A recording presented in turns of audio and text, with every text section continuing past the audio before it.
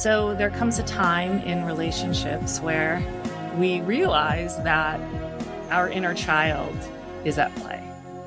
And one of the greatest secrets, and I didn't learn this from a wise one, I learned this from my own life and being married for over 25 years. The greatest secret is to relate to one another's inner child. So welcome to the Karena, Virginia podcast, where we expect the best and get it. And sometimes that takes doing the work or taking action or showing up for ourselves and all the different parts of ourselves, our inner child, our inner teen, the adult self, the loving parent that we learn to create for ourselves, and bringing that whole presence into relationships. So today I am very happy to introduce this lovely man that has been my husband for 25 years. And that when we met, I thought would be the perfect marriage forever. And I was so sure of that. And my Auntie Dorothy in England said, I went to a psychic and she said, oh, you'll have a long marriage together with some bumps along the way. And I said, there's not going to be any bumps. I met, love at first sight, my soulmate. And oh yeah, there's bumps. And no matter what, there are always bumps. So my husband this morning, he said, so you're doing a podcast today. Who's your guest? And I said, oh, it's going to be solo. And he said, oh, I said, no, you know what? Will you be my guest? And he said, I have a meeting at 12. It's okay. Just come on and do it. So we haven't really even discussed it. We just got ready, but he doesn't really know where we're going with this. But I like to keep things real. So while you are all watching, I'm going to give my husband a gift that has been put away for, I want to say, almost 20 years. And we've moved a few times. I don't even think he remembers what this looks like, but it has my name tag on it. Oh, I recognize that. And what is this? That is our workbook from the Imago sessions. Mm-hmm. Wow. That's a blast from the past. And what was that? That was a And workshop. how long ago? It was a workshop we attended, I would say 20 years ago. Mm-hmm. The kids were very, very young. Mm-hmm. And you suggested, a little short of demanded, that we go to Imago. And we went upstate and spent, 3 days or so with the workshop directors and got in touch with each other's inner child, right? Yes. And we didn't summarize that. That was very good. Yes. Correctly. We didn't know who Harville Hendrix was at the time. I found it at a really crunchy yoga place that I had been to before. And I just said, okay, this looks good. We need to do this. We have to do something. This is what I found. This is what we're going. And I also believe that everything happens for a reason and things show up at the right time. And so I saw it just like seeing a book that falls off the shelf. I saw it. I said, okay, we're going. And it was really at a very hard time in our marriage where my father had just passed away. And during his funeral, I had a miscarriage. And there was so much grief for me. And we also had 2 small children, and we had just moved, and we were arguing. And so I was kind of at a breaking point. And I also have a tendency to be very codependent. And I like my environment to be peaceful. And I like the people around me to be happy. And I know very well how to abandon myself to do that. So I had this breaking point where I just knew I can't keep abandoning myself in order to keep everybody else happy. So we found this workshop, and my mother-in-law watched the kids. And the one agreement was that we would not stay there, right? I don't recall. We stayed at that bed and breakfast. Oh, right. That's right. In Lenox, Massachusetts? Yes. And we went every day. And I said, we can still eat meals here. And what did you say? I don't remember. I don't think the food was very good, though. Well, we made it work in a way where we were both happy. I am the kind of person who can go stay in a tent as long as I have my spiritual practices. Yeah, he knows. I'm a little bit more, I need things to be a certain way, but when it comes to being able to sort of get so spiritual that I don't need the luxuries, I can go into that place. And I think that's a little scary also for my husband at times. But we made it work. And what did we learn? Do you remember what we learned to do? And then we had to ask one another to do it? I learned that Lenox is a nice town. That inn was very nice. I learned that it made you happy to go do it. Mm-hmm. And we learned a form of dialogue, which I think you're alluding to, that we used for a year or two after, I would say. And we still do sometimes. Yeah, every once in a while we pull it out as an old reliable, right? Once or twice a year. Yeah. But it was a dialogue that when something like, tell me what you're feeling or thinking, or actually one person would ask to initiate the dialogue, and the words were, can we dialogue? And that would require the other person to accept the request and kick off this protocol, right? This regimen. And it began by the request and then the acquiescence, and then the person who made the request explaining what they were feeling, what they wanted to get off their chest. And the other person would say, okay, so if I'm hearing you, and then summarize what was just said, and then ask, is there anything more to that? Right? Mm-hmm. And then the person who brought it up and made the request would continue to elaborate. And then the other person would again say, okay, if I hear you, what you've added on top of that initial comment is the following. Is there anything more to it? And then when the person who initiated had gotten it all completely off their chest, then the other person got their turn to say their piece, and then the roles were reversed, and the initial requester then had to ask if there was anything more to it, et cetera, et cetera. And it was a way of clearing the space to allow each other to express ourselves fully and be heard by the other person, and not allow interruptions, or as your father used to say, interruptions. Right? Yeah. And don't interrupt. In that regard, it worked. It did. And it's not easy. I think it was harder for you to tap into your inner child. And I do think it's harder for men in general. Oh, and absolutely. Yes, I will say men.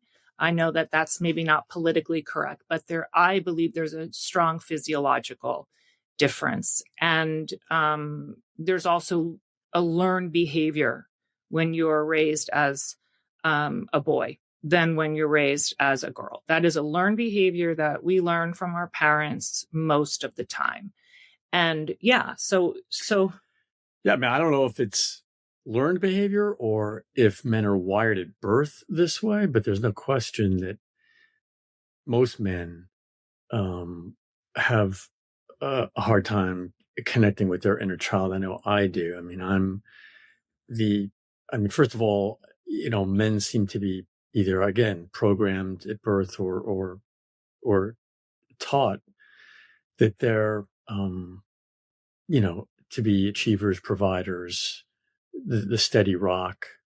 And I'm also the oldest, child and a male, and in an Italian family. And so, the job is to do those things that I just said, and not to be in touch with your inner child and act in any way like a child, or act in any way dependent on others. You're supposed to be the provider, not the dependent. So yeah, I agree 100%. It's hard, and particularly for me, to get in touch with my inner child. It's almost like I've been programmed or wired at birth to do the opposite. And I think one of the best ways that we have worked through our disagreements has been to look at the inner child in one another and to look past our own fear, look past our own frustration, and see the innocence inside. Would you agree with that? Yes, I would. I think you said it very well. I mean, to me, it all goes back to the at 30,000 foot level, the relationship being one that is strong and has that strong foundation, that you go into it thinking that the other person is your soulmate and there's no other for you, and you can't imagine, there being anything but this. And even with that, going into it, that feeling, it's still, marriage is still hard. And there's still times when you need to go to Lenox, Massachusetts and eat crappy food. But if you don't have that, then you have no chance. I mean, you might be in a relationship for years. You may even get married. But in the end, if you have that thought in the back of your head from the get-go that you're settling in any way, or you don't have that feeling that the person is your soulmate, then I think it's just almost next to impossible to sustain it, for a lifetime. And, I think you learn in the scenario that we're fortunate enough to be in, that we both felt and continue to feel like we're each other's soulmates. You learn to kind of, subordinate all of the difficulties and frictions and tensions and inner child conflicts, to that notion. And that's what allows you to get past those and continue on. And, it's like, I always think of that song by George and Ira Gershwin, Let's Call the Whole Thing Off. And it's really just about this, and part of the lyrics are either, neither, neither. You say either, I say either, you say neither, I say neither, either, either, neither, neither, let's call the whole thing off. And so, and the other verses go the same way, potato, potato. But the point being that these small little disagreements in the moment can feel like a bit much bigger deal than they are. Yeah. And this is not to say that this is simple or easy.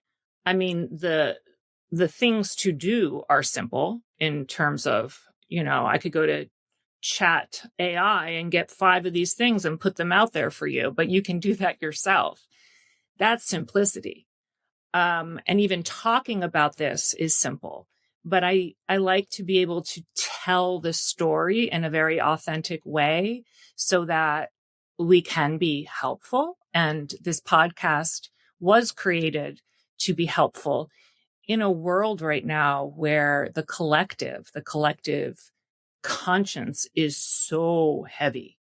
And I want this to be kind of like a breath of fresh air for people, and also very authentic, very real, and something that is approachable. When we first met and got married, really did have a love at first sight situation. We met on August 28th, where we were engaged on December 5th, and we built a house.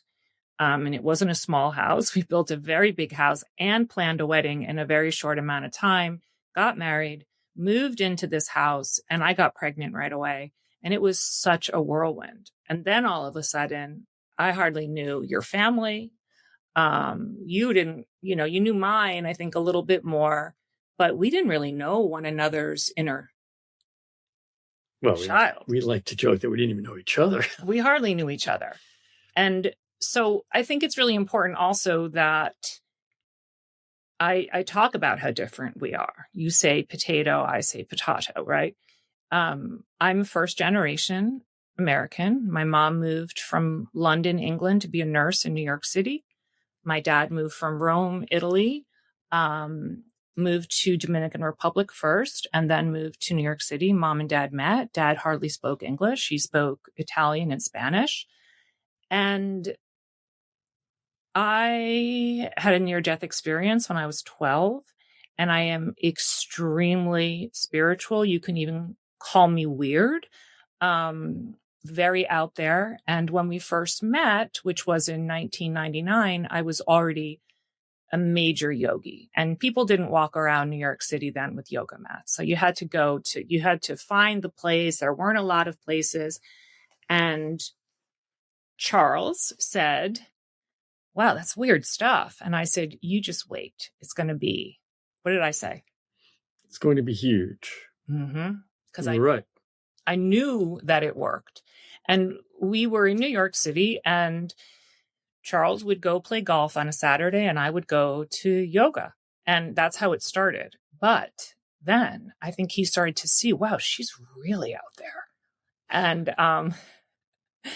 And he worked very long hours as an attorney in New York City. So there's the attorney married to the yogi. And that is the story of our marriage. And we had another really hard experience, which was on September 11th. I had a 6-week-old baby, and we were in this new house that literally had, we were just figuring out how to get furniture. And then I'm pregnant, and then I'm nauseous. And so then I have this newborn baby, and I had postpartum not knowing that I did. And I remember being very difficult. And we had gone out on a Sunday night, and I was very difficult because I would say that one of my shadow sides is that I can be a little passive aggressive, maybe a little bit like childlike, right? Like, sometimes I'll use the word brat. Brat. Yeah, brat. If we're going to be real. Yeah, brat. And so that Sunday night we were out, and I was a brat.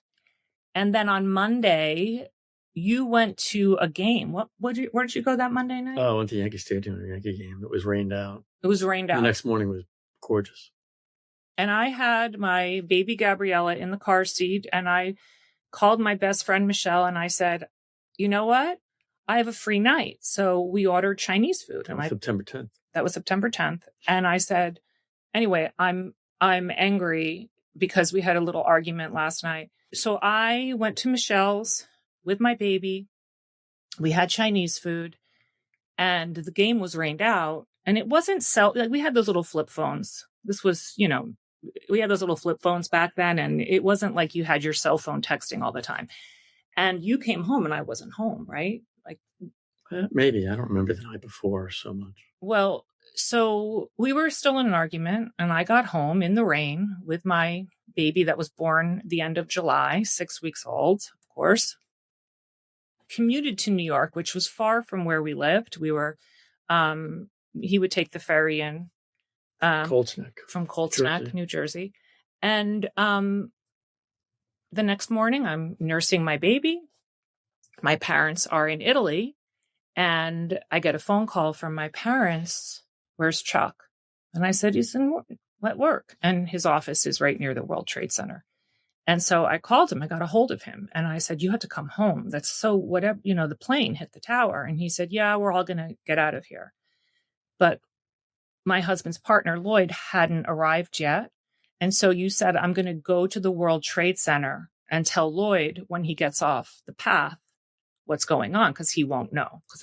Right? Well, I went looking for him, but I was like a salmon going upstream because everybody was racing away from the tower. So, yeah. So anyway, we got out of there eventually and got back down to our house. It took a while. It took a while without any cell phones connecting. There was no connection. And I seriously thought that I lost my husband when the towers collapsed. And I will never forget that feeling of recognizing that I had been so difficult, and I never, they always say, don't go to sleep angry. We went to sleep angry 2 nights in a row. And I remember feeling this feeling of just such shame. And I have a tendency to do that to myself as it is, but also like a lack of appreciation and a lack of gratitude. And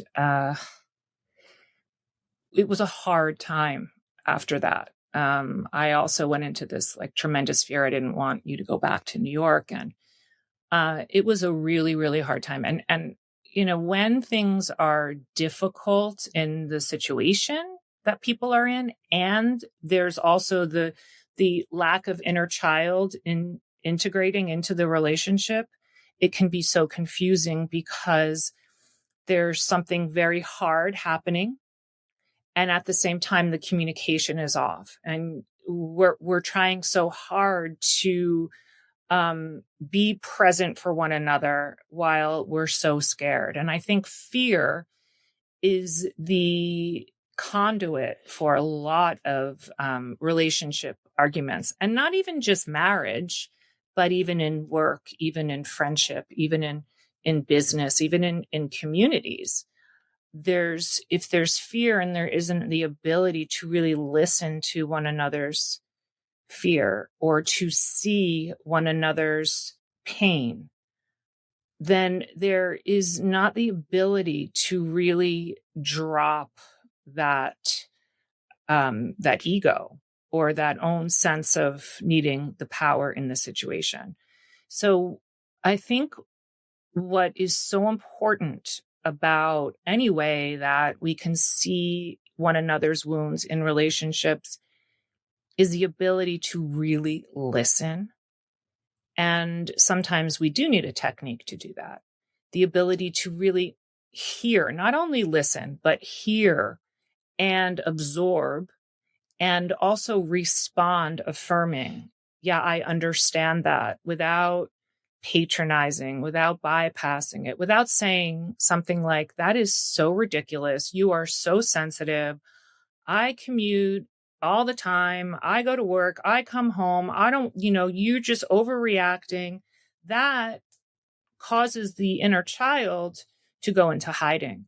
And then as an adult, the protective part of us will come up and say, okay, well, I'm going to protect myself here. And men are very simple. And this is something that I don't usually say in front of my male producer and my husband, because it's kind of a secret, but I talk about this with women all the time. Men, and again, I know that there's a politically correct way of saying this, but for now I'm talking about, an alpha male, which, you are, and a lot of your friends are. And I am a pretty sensitive, very feminine woman. So there's yin and yang. I think that for men in marriage, they're pretty simple what they need. And for women, we need things that are very different. For example, there can't, for me, there can't be conflict in intimacy. There can be conflict in sex. I talk about things like this in public sometimes, and I get the kick under the table. So tell everyone about the kick under the table. You don't have a lot of guiles, and so sometimes I make the mistake of doing something like giving you a little nudge under the table, and the response is not, on your part, is not to move on to another topic, but instead to blurt out to everybody, why are you kicking me under the table? So I learned not to do that. And I've learned to get better with that too. But these, you learn. But there can be conflict in sex. But intimacy, there can't be conflict in intimacy for a woman, because intimacy is so delicate and private, and it's of the heart. It's many. So again, I'm a yogi here. For men, the connection is often from the lower chakras. And so from those lower energy centers below the navel, a man will often want the connection. For women, there is a need for connection from the heart. And in order for the lower chakras to really have the beauty in a sexual experience, the heart needs to feel safe. And the lower chakras need to be almost like a platform for the heart to be open, because the lower chakras connect us to our inner child, to our family of origin, to that primal place. So for a woman to take the intimacy away from a man causes a man to feel a rejection, and often a rejection of the inner child. And then the man will in turn start to react to that. And I am a life coach, so I know this more so than just being in marriage. And also, I mean, my mom was pretty open about it. It was a little too much information, but like, why is daddy sulking? Oh, last night. Oh gosh, mom. Okay. But really, I mean, I believe sex and marriage is very important. I also know that I need to feel, and I use this word a lot, safe. And if I don't feel safe, what do I do? It runs the gamut. Yeah. Mm-hmm. It does. And I think this is the case for many people. And I also feel like we can't fake it. You know, that saying, fake it to make it, it just doesn't work, because our homes need to be our safe places. For women, we have to feel safe at home, especially nowadays, because outside of our homes, it's so loud. And when our inner child doesn't feel safe in our home, our inner child is going to act out. And there's different ways of the inner child acting out. And what would you say men need, as women need their homes to be their nests? What would you say are the important things for men? Well, if you're still talking about sex, men don't need any of that. But besides having sex, it varies from man to man, right? I mean, some men place greater emphasis on certain things than others. I don't think that there's a universal answer to that for all men. I mean, I think most men feel the need for support and security and affection, from their significant other. And, which is obviously true of women too, but I really can't say beyond that. All right, I'm going to add something. I think... See, I can't really get in touch with my... I'm going to ask, what do 8-year-old boys need? So I think that what a lot of men need is to feel appreciated and to feel respected. And when a man doesn't feel appreciated or celebrated or that sense of respect, there can be a lot of acting out. And not that women don't need to be appreciated and celebrated and respected as well, because we do. But for women, we get a lot of connection and a lot of celebration from our girlfriends. And, guys play golf. What did you talk about? Nothing. Right? Okay. Did you win $3? No, I lost $10. Okay. Whereas women, we go so deep, and women need that peanut hour, where the olden days, you'd open the peanuts and you'd eat them. Guys, like, oh yeah, did you see the Super Bowl? Yeah. Yeah, that was great. Oh yeah. Well, I don't want the Pats to win. Right? No, it's true. I mean, I'll be with friends, and then you'll ask me, how are their kids or what have you. And I'll say, no, they didn't talk about their kids. We don't talk about our kids. Yeah. So yeah, it's Mars and Venus. Yeah. But it goes back to that thing we discussed at the outset, that, men are just not in touch with, their inner child for the most part, and most men, and we don't go deep like you women like to go deep, quote unquote. So I mean, I can go hang out with my friends a dozen times and we'll never once talk about any of these, deep issues. And I go very deep, and sometimes I think it can be a little too deep. And but I'm always like analyzing and evaluating, and what does that little boy inside of you feel right now, and what do you remember your bedroom look like? I don't remember. And I just think that there's a way of it goes way beyond trying to have unconditional love. Unconditional love in a marriage, I think that I know you say that you love me unconditionally, right? Of course. Yeah. I'm teasing because I do feel that I do feel like there are conditions in a marriage. I feel like there are certain needs that really need to be met, and that there are expectations that are can feel like conditions for some of us. So I'm going to add something that I think is really important to this intimacy part. When we feel criticized, for women, it's very difficult to feel intimate. And what does it feel like for you?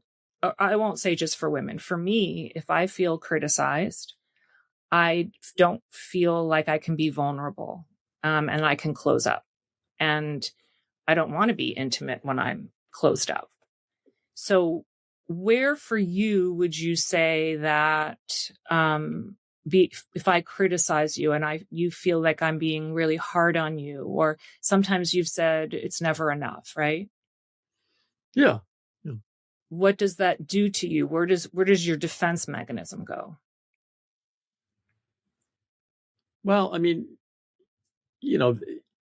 it's interesting that, over the years you kind of get glimpses of the other person's, inner child, and going to that Imago session, really kind of facilitated, the evolution of that understanding. And I can see now sometimes, your inner child at play, day to day. If I say something to you, you are apt to, or prone to take it as a criticism, something critical, when it's not intended to be critical. And when I'll say to you, I'm not blaming you for anything. I'm just asking a question or what have you. And it seems like sometimes your first, instinct is, it was my fault, which is, it's clearly like an inner child issue. And absolutely. So like, you'll complain that I'm criticizing you, and I'll say, no, I didn't mean that as a criticism. So, we have that dynamic, and I've learned, to navigate that. And then, if you criticize me, of course, being a man and applying logic, I feel like I can sit here and honestly say, well, I take it to heart and I try to improve upon whatever the thing is, but I'm sure that's not how you perceive it. Yeah, no, I know that when I'm critical, I know that I might have a few days of kind of walking on eggshells at home. Like, shouldn't have done that, shouldn't have said that.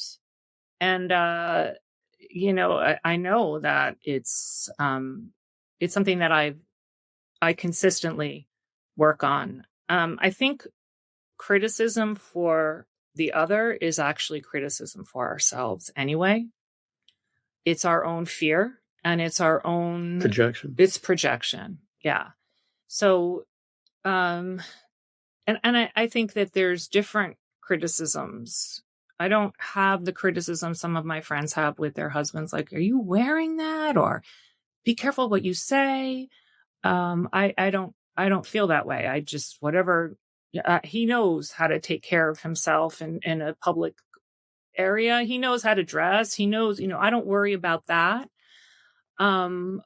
My criticisms are, what do I criticize you for? Because I don't really feel critical for you. As I feel more that my inner child is hurting by needs not being met more so than critical.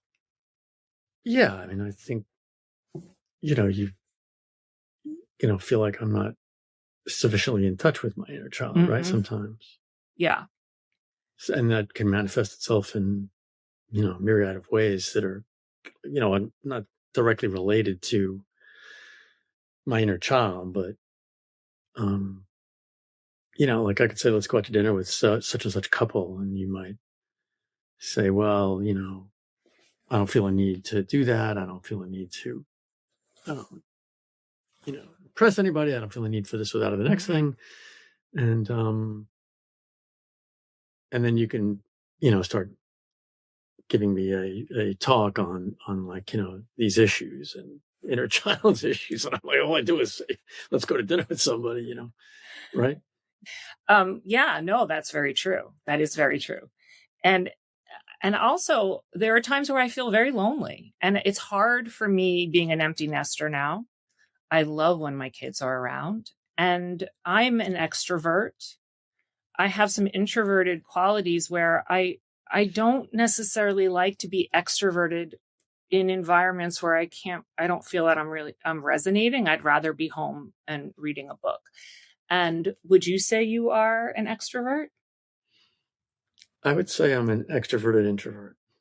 Very introverted. Well, so sometimes we'll be in the car and I'll say, okay, so I'll start talking and you'll say, I know, but you know what? The political stuff is so horrible. Let's talk about something else. And I'll say, okay, so I'll start talking. Okay, let's talk about something else. So I'll pick up my phone and I'll start, texting my girlfriends or whatever. And then he'll say, why are you on your phone? We have all this time together. And I'll say, well, what do you want to talk about? All right. This sounds familiar. So, but these are the things that you navigate in a relationship and in a marriage. And if you feel like you're with the right person and you have that solid foundation, then you navigate them successfully. And that's what we do. I mean, you're an extrovert. I'm an extroverted introvert. If I was just purely an introvert, I would be doing this. I know. That is true. On the spur of the moment. That is true. You. So I'm an extroverted introvert. I can be, extroverted when I need to keep my wife happy, or when the situation calls for it, or when I'm in the mood. But, yeah, I'm an introvert. And so my husband here speaks at conventions sometimes as an attorney and as a labor lawyer. And when I hear him, I'm like, wow. I mean, he's so good. Who's that guy? No, yeah. Well, I mean, it's not the introverted guy that won't talk in the car. Yeah, exactly. And he's funny, and I laugh, and I think sometimes, those things happen, and that's what keeps marriage exciting. Also, to be real and to do those special things together. Before we finish this podcast, I want to go through some of my notes. No. I just want to go through some of my notes. No, not the intimate notes, but I want to read just a little bit here. Okay, so if you're watching this, you can see there's our handwritten notes here that I learned in the seminar, and it was a small seminar. We spent time with Harville and his wife. I think her name's Helen, maybe. And we actually had small kids, and they said they were writing a book on getting the love you need for kids too. Mm-hmm. And then we ended up buying that book, but they hadn't written that yet. And this work really does help with kids and helping to listen and help people be seen and heard and valued. Okay. So you can be right, or you can be in a relationship. That's something I wrote down. Now that's huge, right? That's a big one for me. Yeah. That's a big one. Oh, because I'm a lawyer and I get paid to be right all day long. And then I come home and it's hard to take that hat off and put the other hat on where I'm not right all the time. Yeah, so that's a big one. You can be right or you can be in a relationship. And I know people who are right now married and their spouse is politically on the other side, which I think would be so difficult. And in talking politics, this is my life coaching coming up here. In talking politics, if you're on the other side with a family member or your spouse or your kids or your best friends, it is so essential to be able to use this technique, even when you're fired up, because when you're doing the dialogue, you can be fired up too, but you breathe. That's what I add to it, deep breathing. Because if you're deep breathing, you listen. And even when you think, oh my gosh, this person's so brainwashed, I can't believe what they're saying. They're obviously watching that cable channel, etc. You breathe through it. And rather than reacting, you're able to respond. And you respond with, so what you're saying is that, and you repeat what they're saying. And as you're repeating it, you're talking about what they're saying. And is that how you feel like across the board? And does that come from a part of you that is afraid? Of course it does. I mean, I'm afraid for the safety of, oh, I see. Yeah. Yeah, I know it is pretty scary out there. And then that way there is the ability to still have a connection.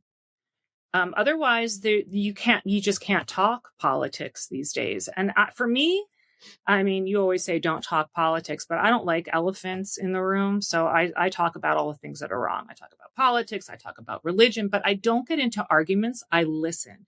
And listening is so essential. I would rather hear someone than feel what I know, because I'm also such an empath. So I'm so porous. I can feel things. And whereas you are much more of an intellect. And the way that we keep environments peaceful is very different. So I'm just a couple more notes that I have here. Make yourself a safe person to be around in the relationship. Make yourself a safe person to be around in the relationship. Stop blaming the other person, but learn to ask for what you want.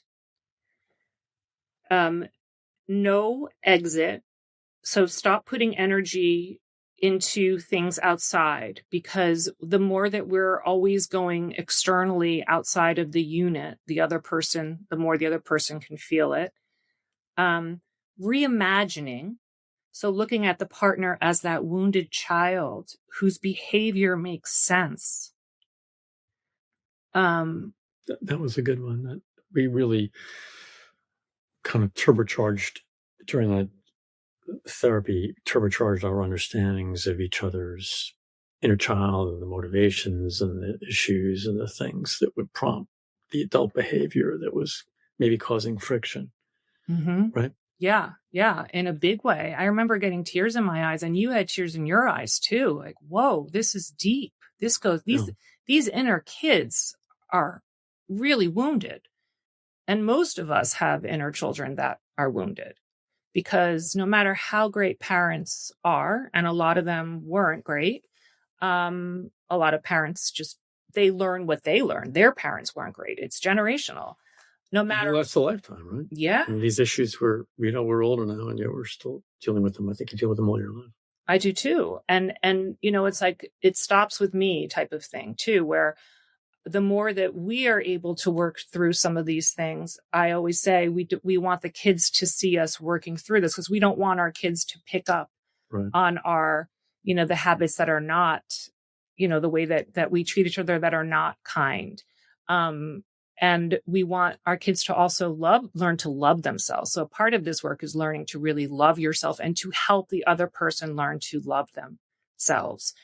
And also we can go into blaming our parents and then our grandparents and our great grandparents, or we can recognize our parents did the best they could.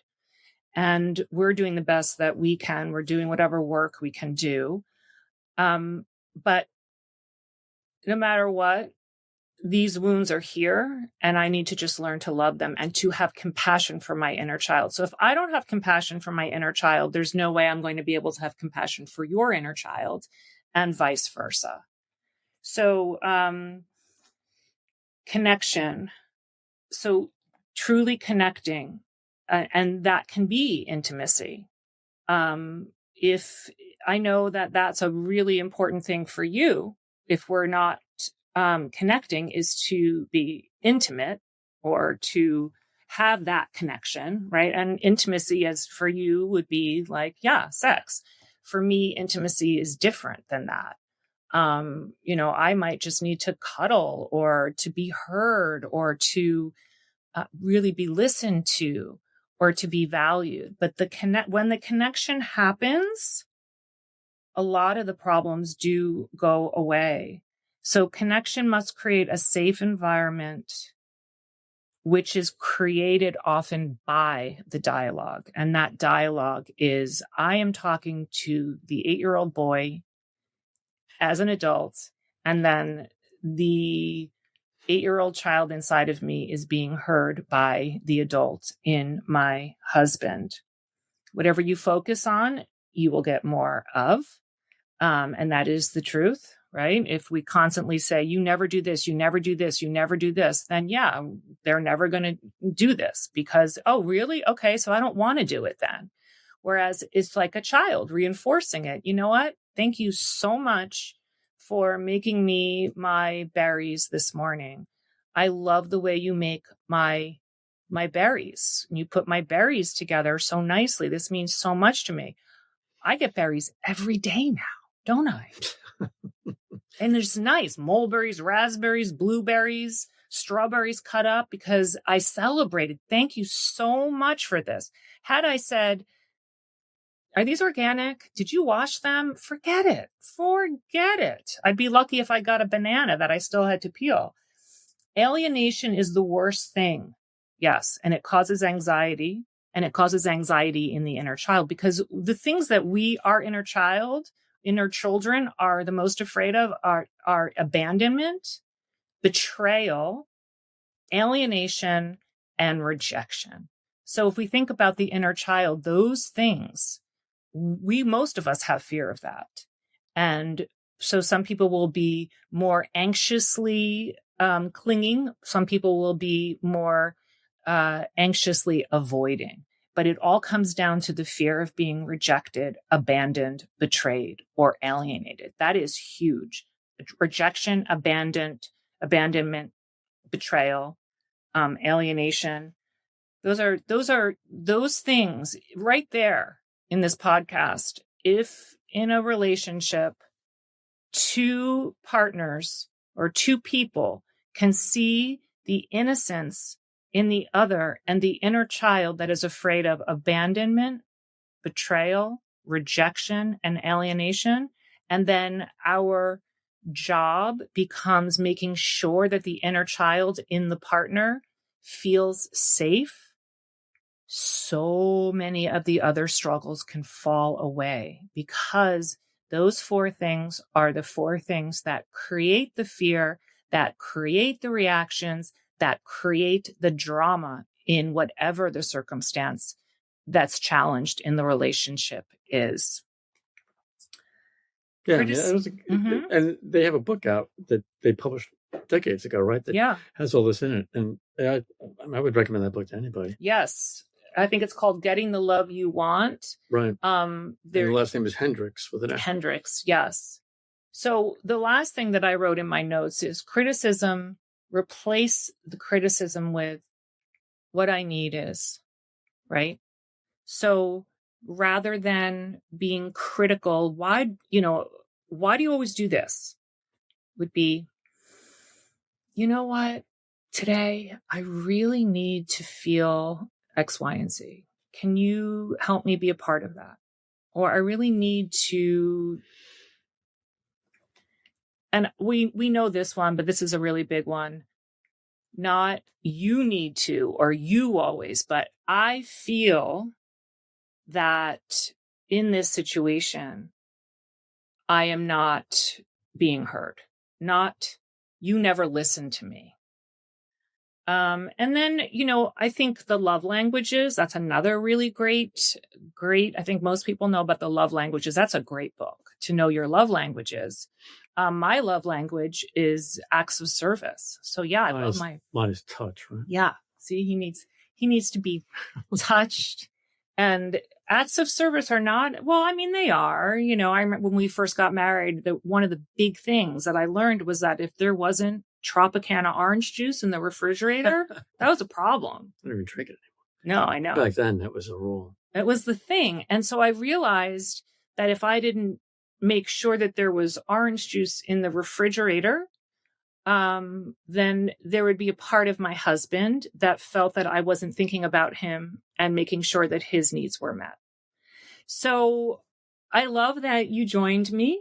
And this was so last minute. I'm happy to be here. Glad we did it. And you keep up the great work, because I've been watching your podcast installments or episodes or whatever they're called, and they're really terrific. Oh, yeah. See, that just felt so good. I think that made my day. Just only a little language of touch. Good job, honey. And we are keeping it real. And I will continue to keep it real with all of you. Thank you so much for joining the Karena, Virginia podcast, where we expect the best and we get it. And we do the work that is simple work, but it's not always easy, but we do it together. And I love having you as part of this community. So you can continue to watch on Spotify and Apple, wherever you watch your podcasts. And you can also subscribe to Karena Yoga, Karena Yoga on YouTube, and then you will receive a notification when a new podcast is out. So everyone, have a beautiful day. And remember, your inner child has a lot to say. Oh, that rhymes. Have a beautiful day. And remember, your inner child has a lot to say. Okay, take care, everyone. Thank you again.